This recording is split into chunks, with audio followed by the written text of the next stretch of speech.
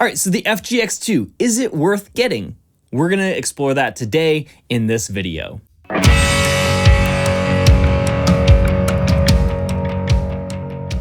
Hi, my name is Tyson. I'm a mastering engineer here at Dinosaur Dog Mastering, and today we're gonna be taking a look at the FG-X2 by Slate Digital. So I just learned that the FG-X2 even came out. For some reason, Slate Digital refuses to email me when they put out new products, even though I have their all access pass. Who knew?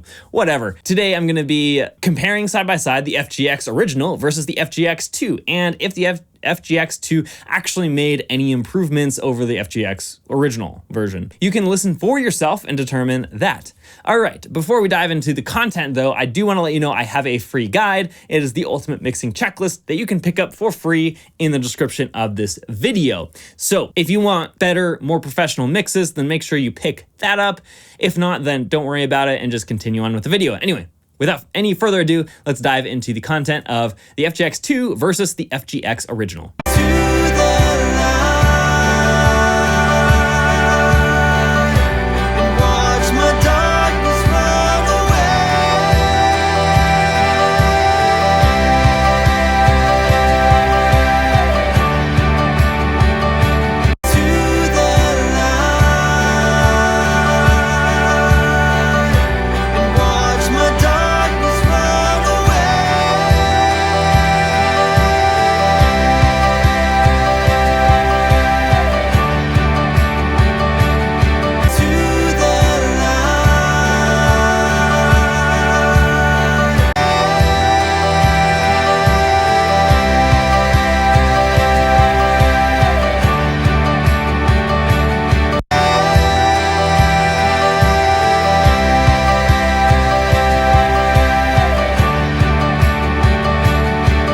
Okay, so my initial impression is that the FG-X2 has way more features than the FG-X1, which is a good and bad thing because you could definitely get sucked down some rabbit holes in this and end up just ruining your master because you're just so involved in the little tiny tweaks that you're doing, and then you lose sight of the bigger picture. So that is one negative of the FG-X2. However, I do think there are some very valuable features that were added, specifically actually knowing how much gain reduction is happening was one of the biggest downfalls of the FG-X original. So I do love that they added the gain reduction on the FG-X2. It looks like they also have true peak limiting, and it's very obvious in what it's doing as well. So I do like that. And then these these modes, I'm not sure exactly what they do. They are definitely making a difference when you're changing those. So I haven't played around with them too much, and I tried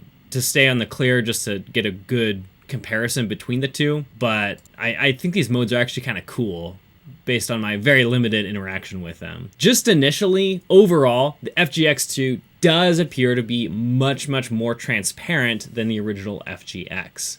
So I'm not sure if that was intentional with the original FG-X, if they were trying to actually add some color, but it doesn't sound bad by any means. But I do prefer the FG-X2. It does offer some more transparency. I'm going to play around with some more of these transient controls in Drive and see what kind of sounds I can get out of it. But in my initial reaction, FG-X2 is actually superior than the FG-X1.